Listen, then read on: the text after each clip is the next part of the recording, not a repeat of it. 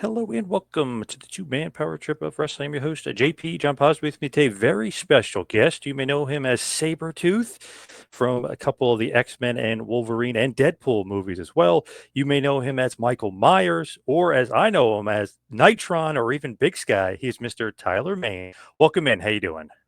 Good. How you guys doing? We're doing great. What is going on in your world? Tell us about everything you are working on, including a new graphic novel, The Last Spartan, Red Tape. Tell us all about it.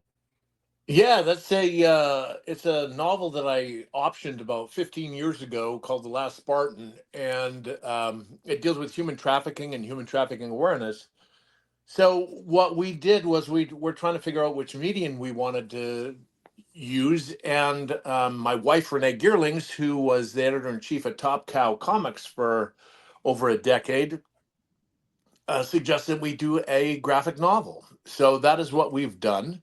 We have a graphic novel out called Last Spartan Red Tape. It's a 144-page graphic novel dealing with human trafficking and human trafficking awareness. And we have teamed up with deliverfund.org to help raise funds for them so that they can get their message out and help law enforcement put an end to human trafficking.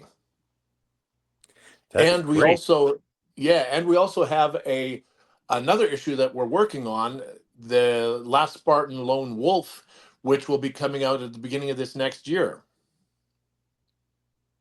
So, as far as the graphic, like, does it follow one central character, or like, how does the go? Is how is like the premise, if you will?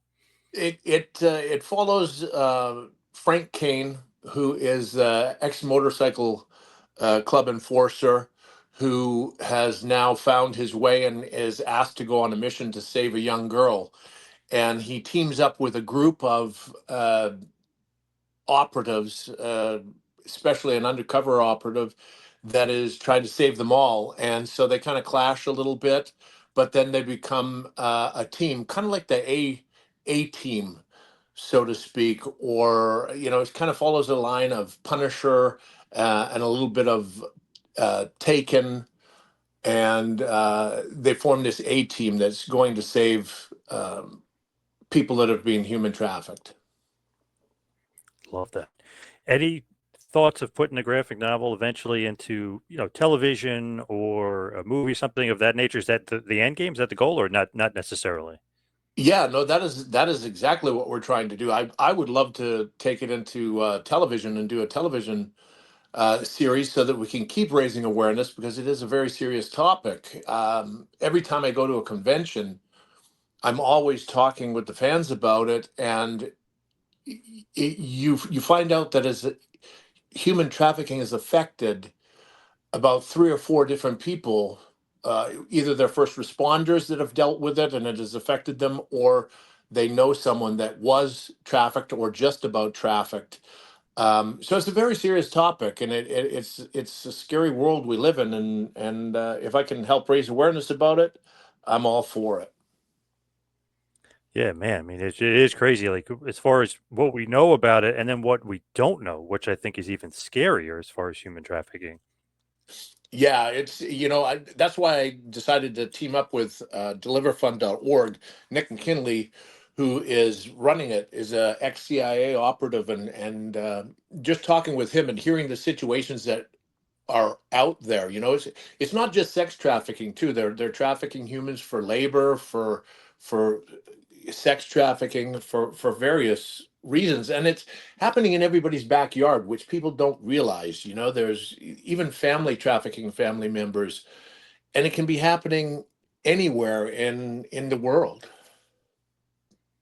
Scary stuff. I feel like what can anybody do about it besides just like kind of raise awareness and really get your law enforcement involved into it, right?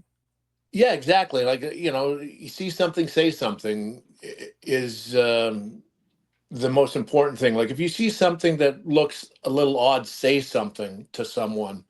And another big thing that has brought it all to my attention is that when you go through the Atlanta airport where I'm living now, is it says be on the lookout for human trafficking and signs of human trafficking. And it is a very, very serious thing. Like if you see something at a place, say something. That's crazy at the airports now. I mean, obviously they're trying to raise awareness, but I never even noticed some of that stuff going on. Yeah, any big hub, any big event, there's a lot of trafficking going on that people don't realize about. And what a scary, crazy, almost sad reality that is, right? Yeah, I mean, if you think about it, you got to have a sick individual that's willing to traffic another human being to make profit. But uh, it's just it's been going on since the dawn of time. So you just got to raise the awareness, and hopefully, what I do can help put an end to some of it, or save some people from a situation of misfortune. Now it's so interesting with you and how watching obviously Wolverine and Deadpool. My son, he's kind of young, so I don't know. It was a little bit, a little bit crazy watching that movie. Just as far as like, oh, wow, I didn't realize it was like that much curses and this things of that nature. But I was shocked to see you because I don't know why I didn't think I was like, oh, I didn't know he was reprising the role. So it was awesome to see Sabretooth, the original Sabretooth from the original X-Men, back in the Wolverine Deadpool movie. I thought that was awesome to see you in that. Yeah, that was definitely a great call to get. 24 years later, my manager said, "Hey, Sean wants to talk to you," and I was like, "Oh, I hope it's about what I think it is," and it was. So, but the biggest thing is trying to keep the secret. For just about a year, everybody's like, "Are you gonna be back?" I'm like, "I don't know," So Yeah. just keeping that secret was interesting, but yeah, it was a fun gig to get. You know what I mean? Absolutely. So how do they kind of get back at you? Do they just say, "Hey, we're going to bring in guys for cameos, and we need you since you were the original Sabretooth"? Yeah, Sean called me up and said, "Hey, we want you to come back as Sabretooth. Are you willing?" And I said, "Hell yeah." I mean, that was a no-brainer for me. And he goes, "Well, it's not going to be all that long," but I'm like, I'm fine with that. You know? Oh yeah, and because of how much money that movie made, which means how many people saw that movie, which means, they're loving stuff, and they were keeping track of the cameos of everybody. So I mean, that's you're in that, you're golden, right? Yeah, I mean, I've met people that have said, "Oh, I didn't know you were the original Sabretooth." So then they've gone back and seen the original again, and so it's kind of cool. It's nice to be a part of something that big. Huge. I mean, absolutely huge to be a part of that franchise. And that movie obviously killed $1 billion franchise. So, I mean, just awesome to get that call. When you're the original Sabretooth, right? When you go all the way back, how does that happen? How does that role happen? Like, how did you kind of get originally get on board to be Sabretooth? Yeah, they were talking to me because of my wrestling background, that they were talking to me if I wanted to do the stunts, and I was like, I'm not really a stunt man, but I'd be willing to talk to you about it. And then the stunt coordinator showed Gary Jensen showed Brian Singer my picture because I had the long blonde hair and the Fu Manchu and kind of looked a little bit like the character. And he said, "I want to see him for Sabretooth." So I went out and I got the fake teeth and all of that, and did all my research on the character, and it was kind of funny because I put the teeth in and I'm expecting to meet this guy, the director, Brian Singer, and I go in and there's this kid sitting on the edge of the couch typing on his laptop. I got these fake teeth in. I'm feeling like a real idiot in the lobby of this place, and I go, "I'm here to see Mr. Singer," and he doesn't even look up. He just puts a finger up and says, "Just a minute" to me, and I'm like, "Oh, that little," and a few minutes later, not a few minutes, but few seconds later, probably 10, 20, 30 seconds, he finishes typing what he was typing, and he looks up and he goes, "Oh my God, you're Sabretooth and I'm Bryan Singer." And my audition was, he jumped up on the table, and I remember it was a glass framed table. I was like, oh, this isn't going to end well. But so he jumped up there in all his excitement and he says, "Choke me, choke me." So I just choked him and, let out a roar. And he's like, "Oh, you're Sabretooth." And that's how I got the job. Wow, that's awesome. That is like Yeah, crazy. I mean, obviously Bryan Singer. I mean, everybody knows Bryan Singer. Just write a director extraordinaire. Just crazy that that's actually really like a real story that actually happened. You know what I mean? That almost sounds like what the hell? What is this crazy? Like somebody's writing this thing. Like, you know what I mean? It just sounds like a crazy story that you wouldn't expect. exactly. And from that, I learned to never judge a book by its cover. You know what I mean? Oh yes, and I feel like your look, just in general, like obviously, the cartoon and the comic books, you do kind of have that Sabretooth vibe anyway, right? I mean, just being the big monster you are. Well, I guess. It's just it took a lot of prosthetics and a lot of makeup to get to look like that, and of course, the costume and everything, and it was just when it was all put together, it was a really cool character, and to be a part of that franchise, the X-Men, way back when, was fantastic, and then for it to come around again 24 years later with Deadpool and Wolverine, dream come true. Unbelievable. Just such a cool franchise. I'm obviously, I mean, a huge X-Men fan all the way through. So it's awesome that you were a part of that. Like you said, it's within 24 years of each other. You're part of the original, you're part of the latest incarnation, if you will, of Wolverine. I just find it so interesting and so fascinating that fans like never forget, right? Like you said, when you go to conventions and stuff, they never forget stuff. Yeah, yeah. It's I've been very lucky with my career. I've done several different genres, several different characters, and they'll recognize me from a certain role, and then I'll go, "Oh, you did that also," and "Oh, you were in Joe Dirt," and so it's Yeah. it's just kind of interesting. Yeah, it's kind of cool. And then when they Any hear about me, and then when they hear about me doing my own projects with the last Spartan Red Tape, it's really cool.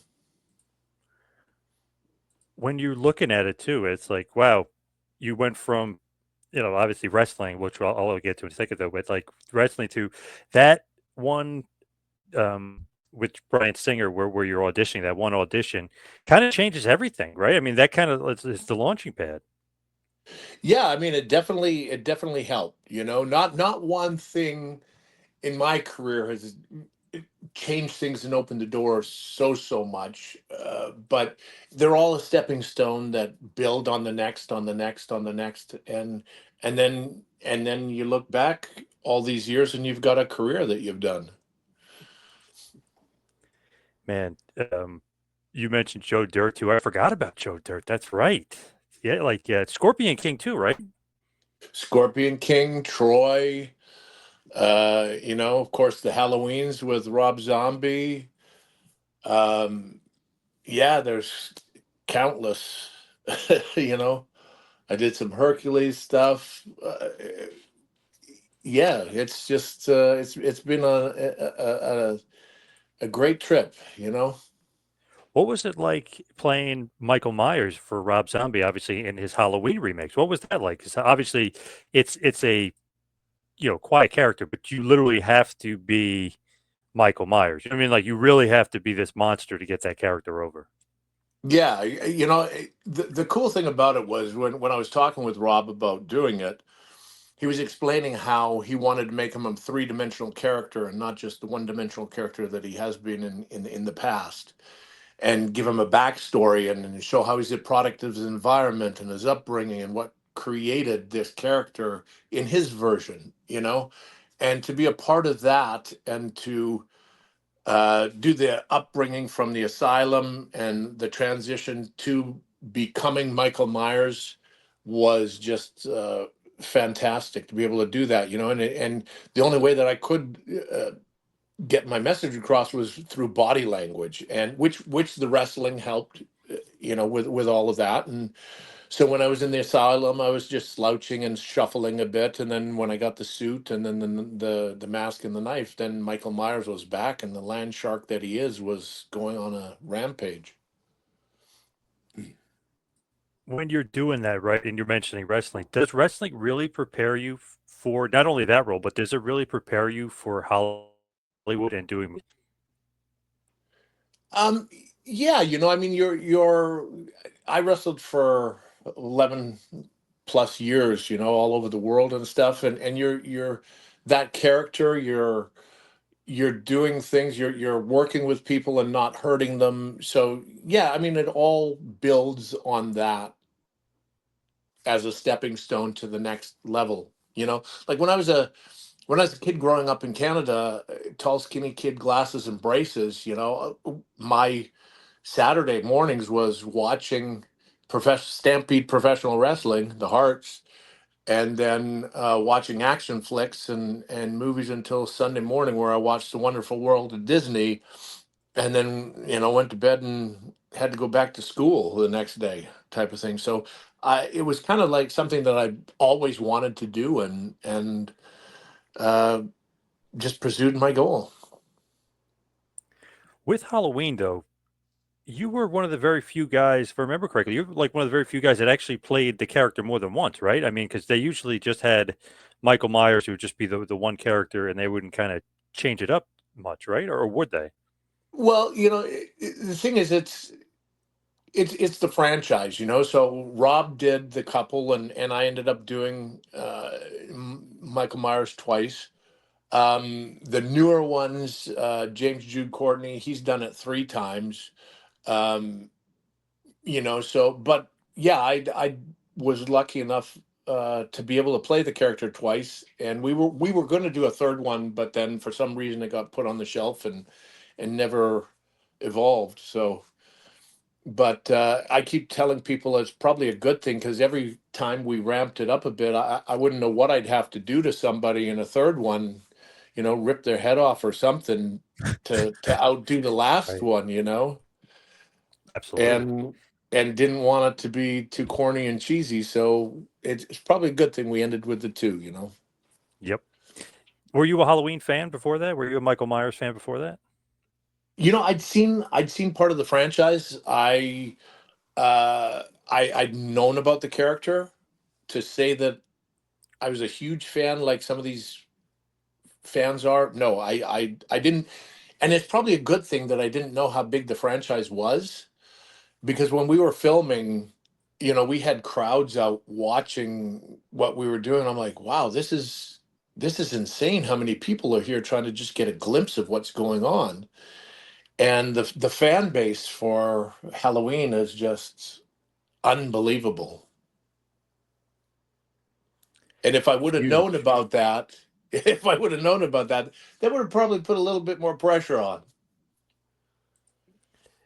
It's one of those things where it is a huge, huge franchise, and then Zombie too. I mean, he's got his fans that'll follow him everywhere too, because that even makes it even bigger. Yeah, exactly. And for the first one that we did, we held the Labor Day box office record for 14 years.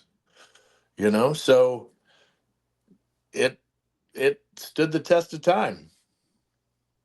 No doubt, which is awesome. It's just what a cool franchise, what a cool thing, and it's one of those things when you're looking at you and like let's say, hey, for the resume, if you will, or for the reel, or even for when you're doing the Comic Cons, like wow, this guy was Sabretooth, wow, this guy was Michael Myers, wow, like you know what I mean? It just adds to the lore of Tyler Mane. It adds to the resume big time.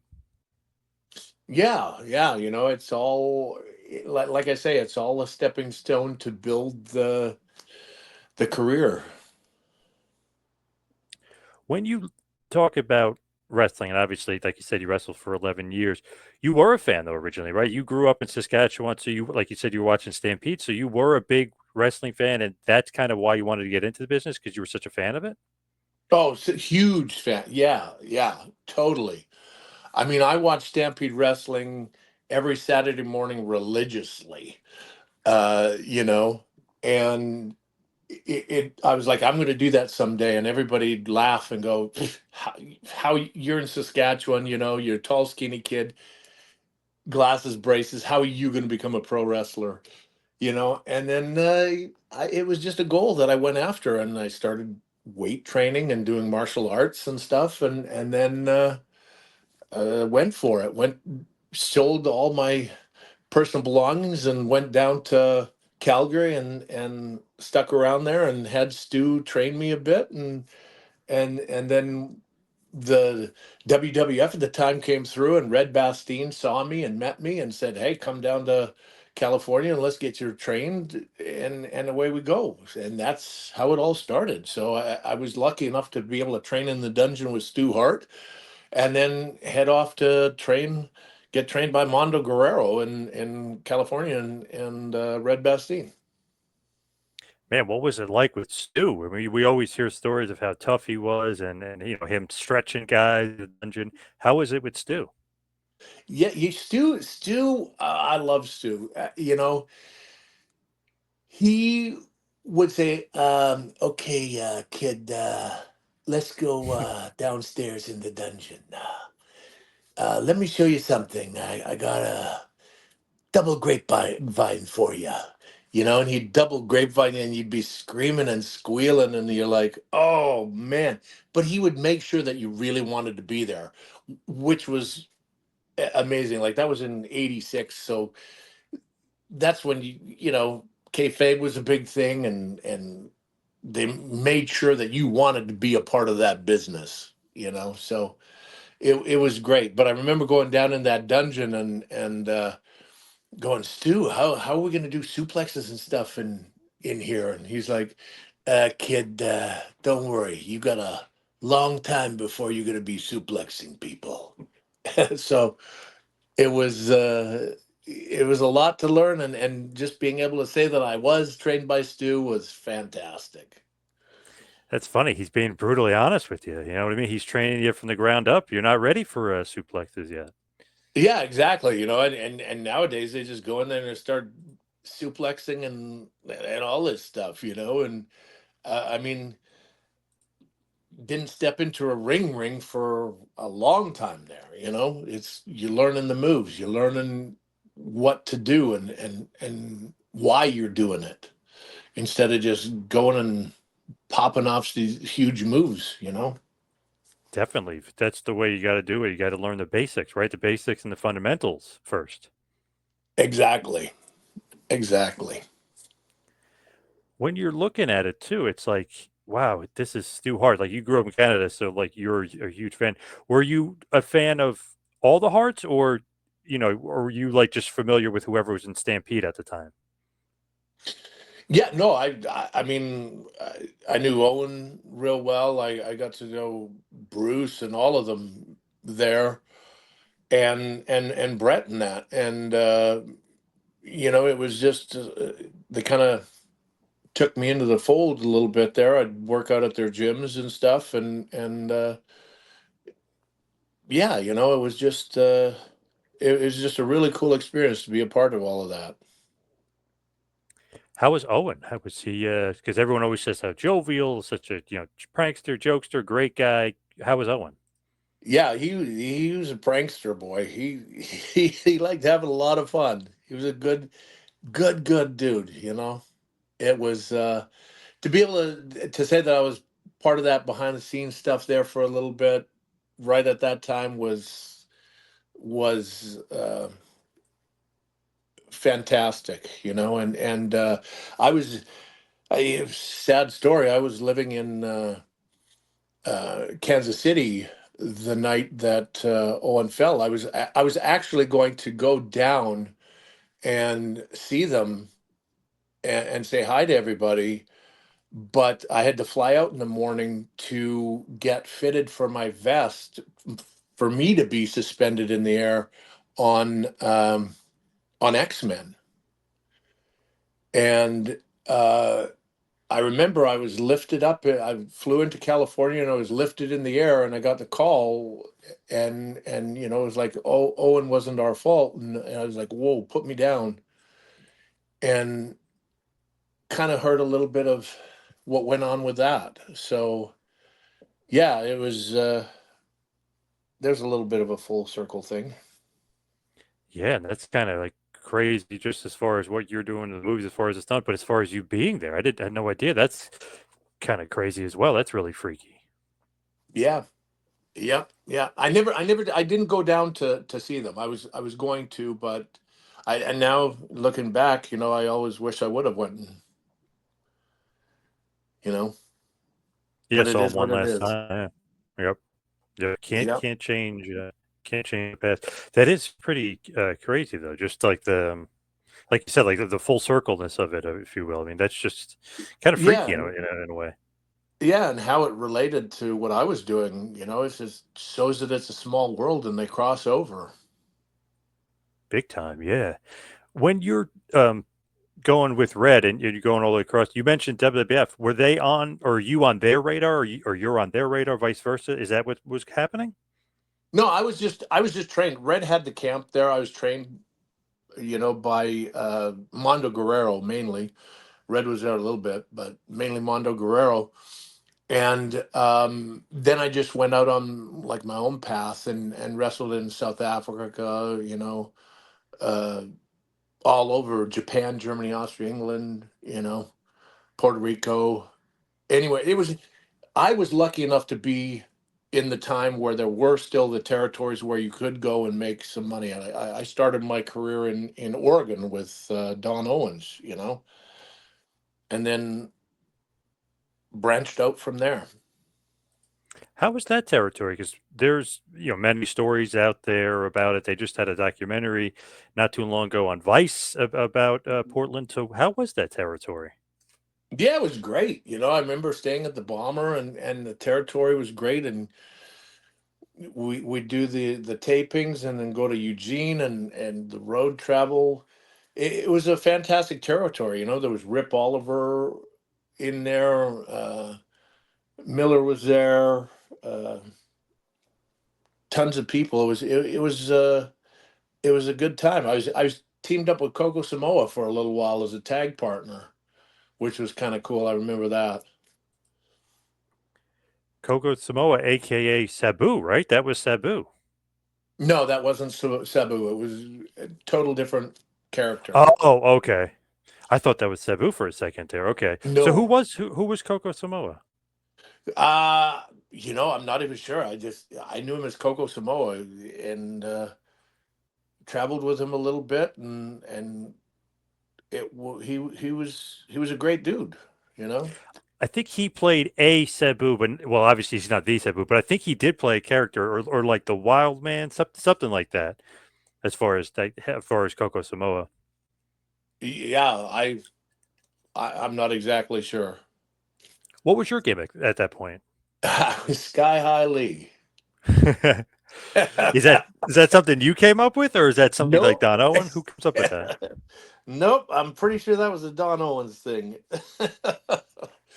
I guess there was a wrestler from way back in the day named Sky High Lee, and he saw my height and he's like, "You're Sky High Lee." I'm like, "Okay, what is that supposed to mean?" But yeah, that's how I came up with that one. And there was a midget wrestler, if you remember, Sky Low Low. So they, Sky Low Low, yeah, yeah, yeah, yeah. weird, weird names. So when you leave that territory, is it just, hey, you want to go to Japan, or you want to do you travel elsewhere? Like when you're leaving there, it's just like basically moving on up kind of thing. Yeah, I think from there I left there and went back to Canada for a little bit, and then went to South Africa and wrestled in South Africa. And then when I left South Africa, I got the call to go straight into England and worked in England. And I went from South Africa where it was really, really hot and you're wearing shorts to England in December. And I remember it was freezing and I didn't have enough clothes. And there's no place to buy clothes for a 6'8" guy or that I could find in England. So it was Right. interesting. I was freezing my ass off the whole time over there. Man, what a whirlwind though. Like you're going from, Canada, then you're going to Portland, then you're going to England. I mean, you're getting seasoned in world travel. Are you learning on the road? Is that like, the old thing where like you kind of keep getting better just by keep working different territories and different styles? Yeah, that's it. I mean, like that's how you become a better wrestler, and then you work in the different styles, the English style compared to the South African, and then after that, sometime later I went into Mexico, and you're working the whole other side. So it it was a great learning experience how to adapt and do what you got to do to get over, and then it was just like I say, each territory was a fantastic stepping stone to the next gig, and then when I got the call to talk to them about X-Men. After that, I hung up my wrestling boots. I forgot to mention this. I should have mentioned this to Rev Top. I just talked to Jeff Bearden, your old tag team partner, especially from your Japan days. Yeah, yeah, we Butch, tagged in the Japan a old few Butch times. Yeah, Masters, if you will. Yeah, the yeah, land of the yeah, giant. I should have mentioned right off the top. I was like, oh yeah, that's right. I did just talk to Jeff, and he was talking yeah, about how he's like, well, he made a big name for himself. I said, yeah, to say the least, the land of the giants. yeah, yeah. We tagged in Japan. That was a lot of fun.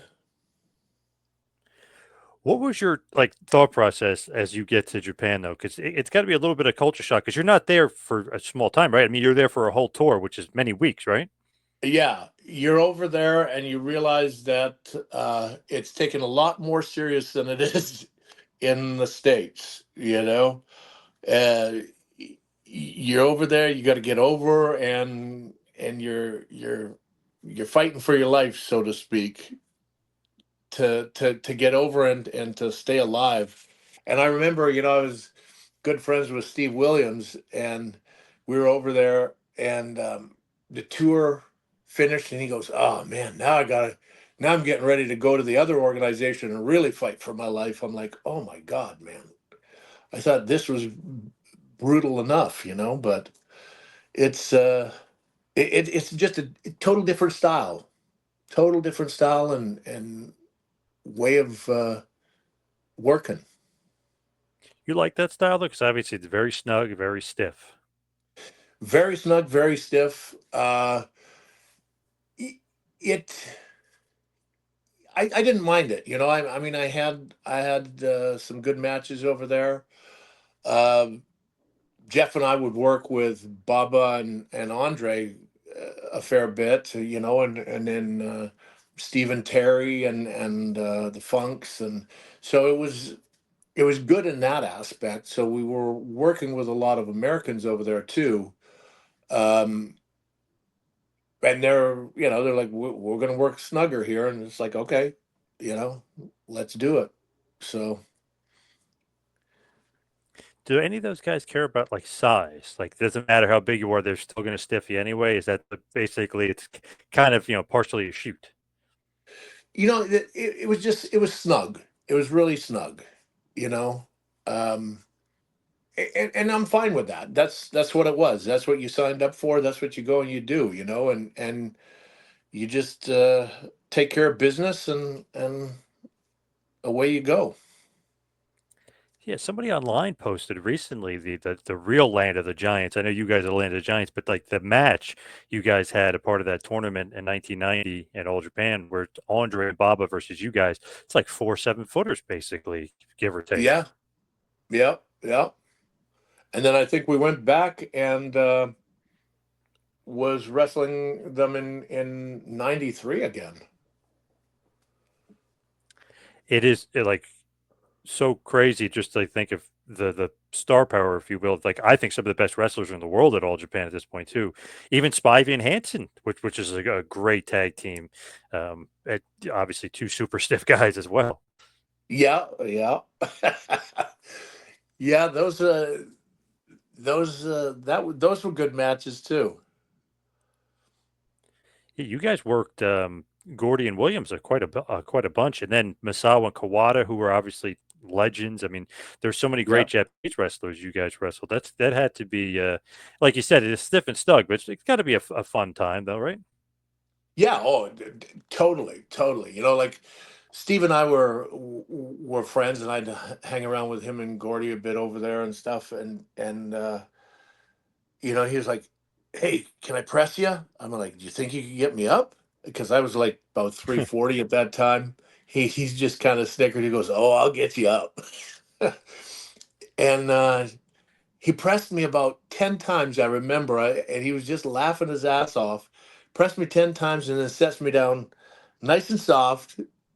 And he goes, "I told you I'd get you up." It was like, oh my God. That was a strong, strong boy. Oof, to say the least. And then the Oklahoma Stampede, right, where he gets you, Yep. nails you in the corner and stuff. That man, Yep. he was awesome. Yeah. Fantastic guy. Yeah, I would go, I would hang around with them and we'd go drinking and stuff over there. And they got me the hookups in Japan, which was kind of cool. So And even like you mentioned the Funks, right? You worked the Funks over there too. That had to be a blast. yeah, yeah, yeah. It was I guess Jeff was trained by them or something, or knew Dory. Yep. So that was that was a good connection to make too, yeah. And what was your gimmick? That was you were Nitron at that point, basically, or Skywalker Nitron? No, I think we were like Rage and Cage or something. I don't know, the Rage and Cage, the Land of the Giant. I can't even really remember that. I mean, we were in black tights and the red fringe tassels and painted our faces and had that whole gimmick going. I love that the Japanese are just enthralled by, kind of like freak shows and then like big guys and just like monsters, right? I mean, they and the gaijins, if you will, as they refer to them. I mean, they love that aspect. They kind of love like the big scary monster guys, like the big heels. Yeah. Yeah, it's just and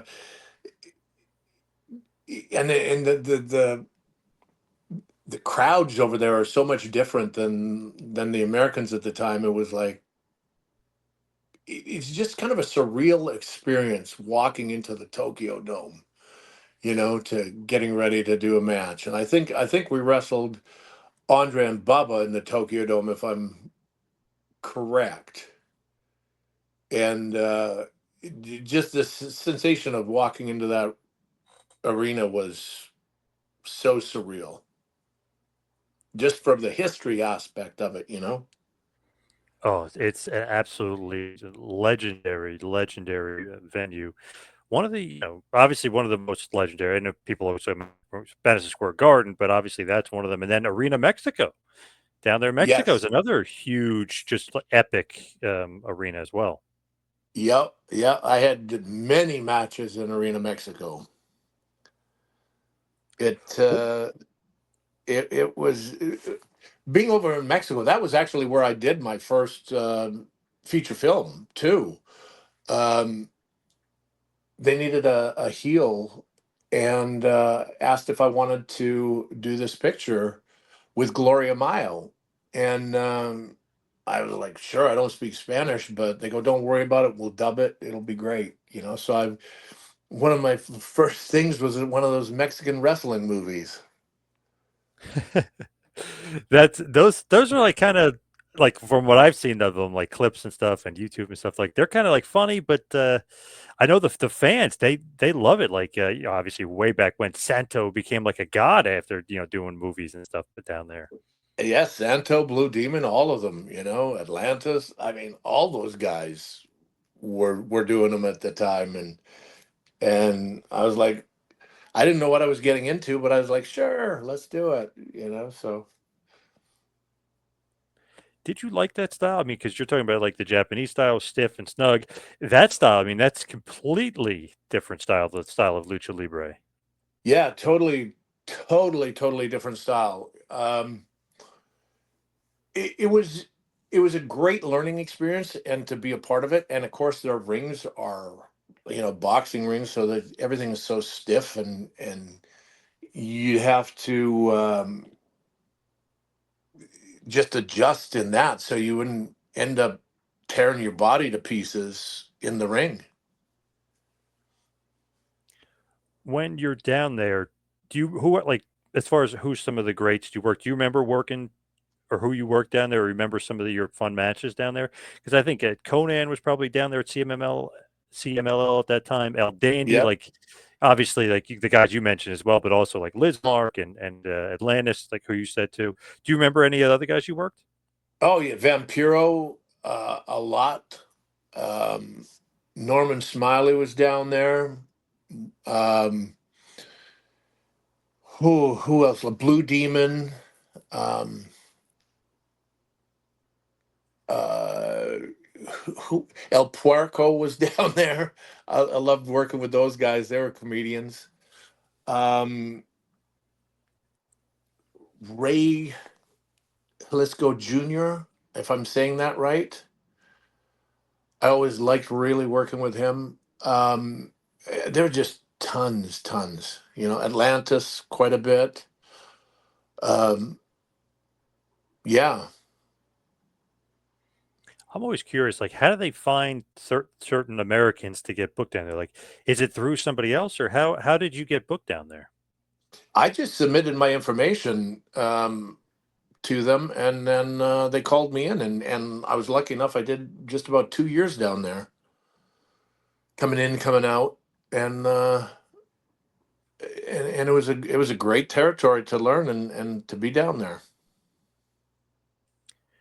How do you get to WCW? I think like a lot of fans and me of my age, I remember watching you back in I got 92, 93, whatever it was when you kind of debuted in WCW.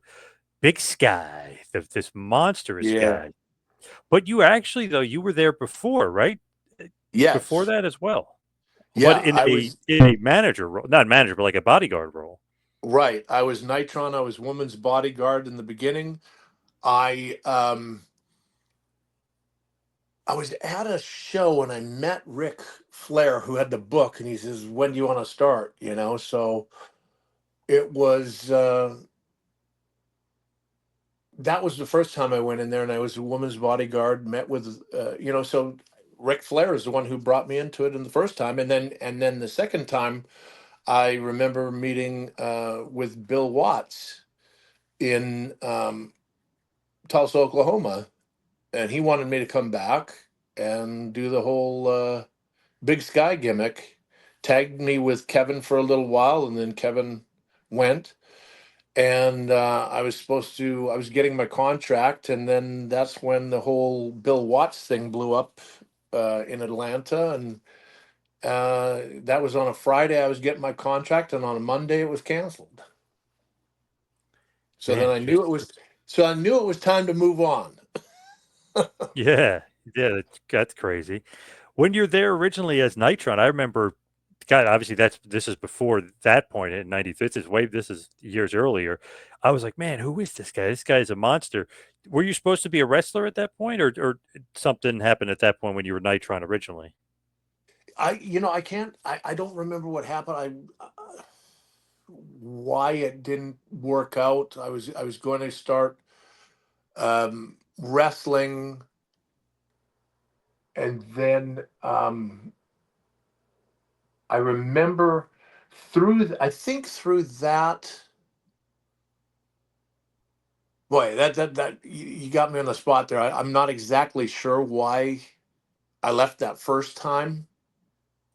I think it was probably for a tour, international tour or something, to make more money. And then when I came back as Big Sky. Yeah, because it's like, wow, okay, it's like Doom. Okay, Doom is great, Woman is great, and then it's like, wow, who the heck is this Nitron guy? He's a monster, and then he's gone. I was like, wow, I thought he was going to wrestle. You know what I mean? Like, so it does look like Japan, and you going other places after that. Yeah, yeah. It happens in the business. The book changes or whatever changes, and you know, gimmicks come, gimmicks go, and I was lucky enough to survive as long as I did. So You did end up teaming with Vinny Vegas, aka Kevin Nash, for a while. What was that like? What was the experience like, and how'd you get along with Nash? Yeah, Nash and I got along real well. It was a great learning experience. He was still young then too, and I was way greener. And then he got the call to go to New York, so I was like, okay, I mean, and then I went solo for a little while, and I realized that, that's when the Watts incident happened, and it was time to move on. And I think right after that is when I probably went into Mexico. You actually did wrestle quite a bit into the end of '93 for WCW too. So even post Watts, you were there a little bit with Eric Bischoff, but obviously it wasn't a long term contract. But you did wrestle Sting a couple times. I don't know if you remember that. Yeah, I wrestled Sting a few times, wrestled Flair, wrestled a lot of people. I was on the house shows regularly, and then I remember some of my funnest matches were with Davey Boy Smith when he was there, and Vader got hurt, and I filled in for Vader when he got hurt and he needed to heal up for the pay-per-view. So then I finished the house shows off with Davy Boy, and those are some of my funnest matches. That's awesome because Davey Boy, one of the all time greats, easily. He's such a smooth worker too. Yeah, it's and I was lucky enough to meet Davy, and that when I was back in Calgary, and I ended up helping Stu and him move their house when he sold and went to New York or Florida for the first time. Wow, So look at that. yeah, it was good Another full memories. circle.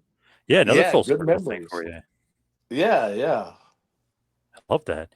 It's interesting too because I remember Fall Brawl that year, right? You're on pay per view. It's like, okay, this big guy, he's got a ton of potential. He's big, but you lose to Charlie Norris. I always thought that was like kind of an odd booking. I know you're probably on your way out the door at this point, but I love Charlie Norris, R.I.P. But man, I just thought that was like odd booking. I was like, man, Big Sky should have killed Charlie Norris. What is going on here? Yeah, well, I mean, that's you got to talk to the people who had the book at that time. It is what it is. I You think that mentioned Dave. was, huh? Oh, I'm sorry. You were saying? I was gonna say, I think that's when the whole Watt stuff was up in the air, and that. So, you see the writing on the wall and you move on. Oh yes, for sure. Looking at Davey Boy, you said some of your favorite matches. Who else was some of your favorite matches? 'Cause like you said, you wrestled everywhere. You even wrestled for Herb Abrams' UWF, believe it or not, if you remember that. So, who's a character in and of itself, if you remember Herb.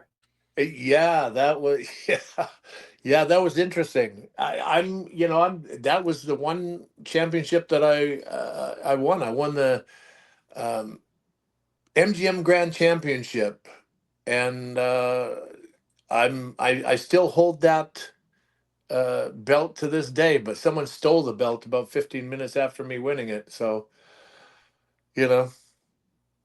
Like particularly somebody came in and stole the belt from the arena. I guess I don't know whether they stole it afterwards. I had it in my possession for about 15 minutes and then handed it back and then was like, okay, where's my belt? And they go, oh, someone stole it. So I'm like, shit. But so Wow. technically I am still the MGM Grand Universal Wrestling Federation MGM Grand Champion. So Wow. And I can't believe that belt was stolen. Those bastards. Damn. yeah, well, it is what it is. Yep.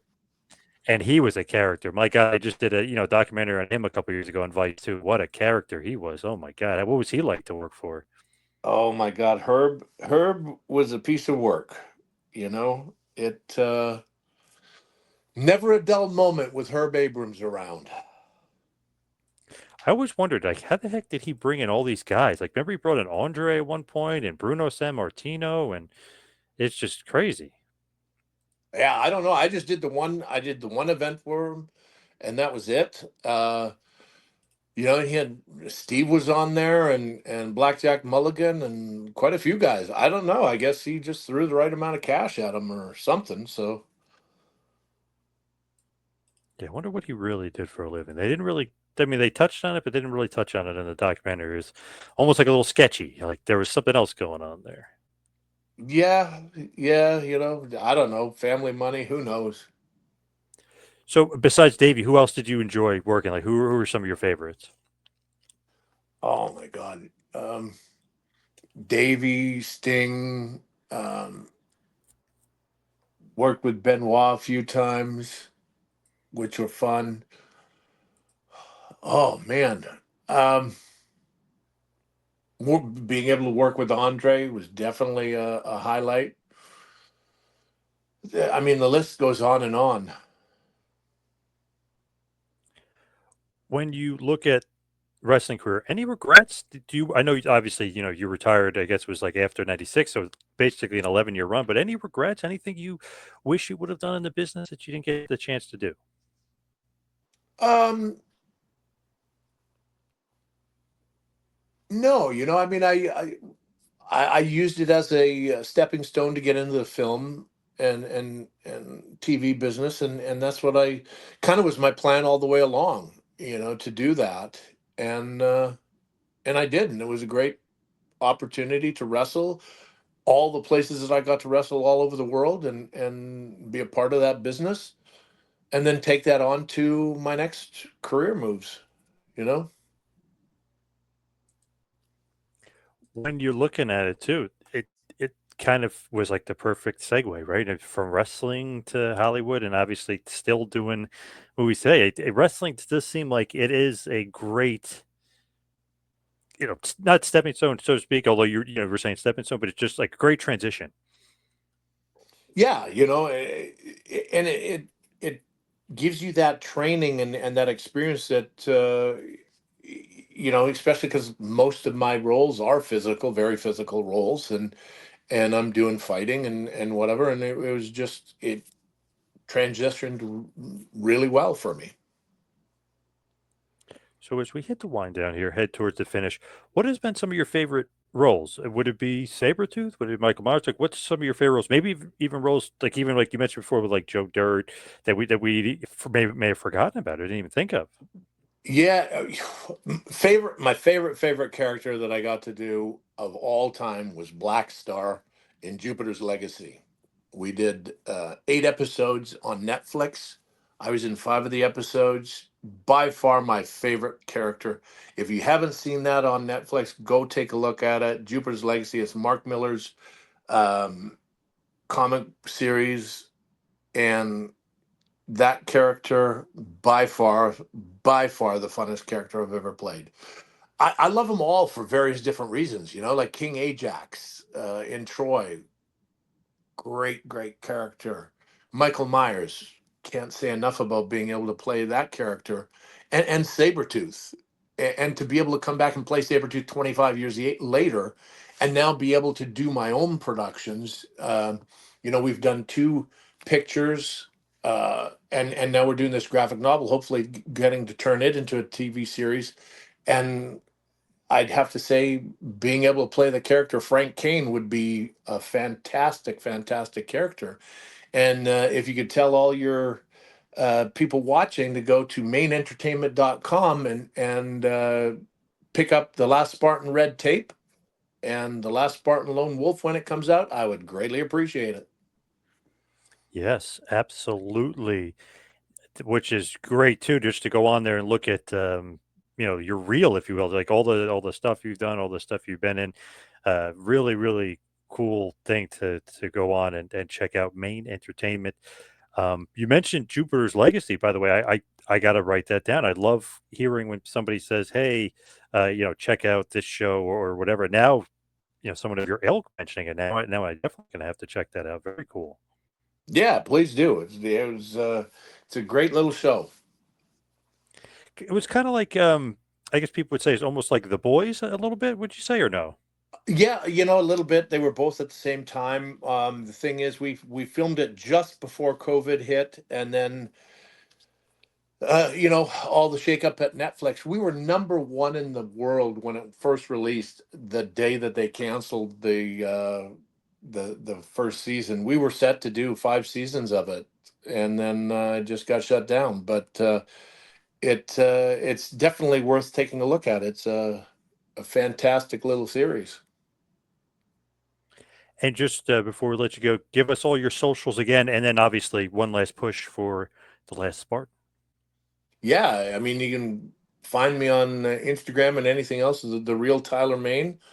My website's tylermain.com and mainentertainment.com, where you can check it out and pick up copies of the graphic novel Last Spartan Red Tape, and be on the lookout for Last Spartan Lone Wolf, the newest issue coming soon.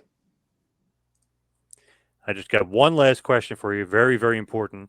Will we see Sabretooth again in this Marvel universe?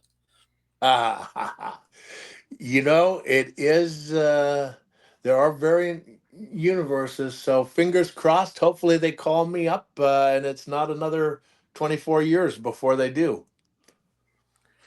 It was awesome seeing you in Deadpool and Wolverine. So, and obviously the original X-Men as well. But it's just what a great cameo, and there were so many great cameos in there. So that was awesome to see you. Very, very cool. So, Tyler, thank you so much for all the time. I really appreciate it. Yeah, man. Thanks for having me on. Take care and have a good one. All right, thank you.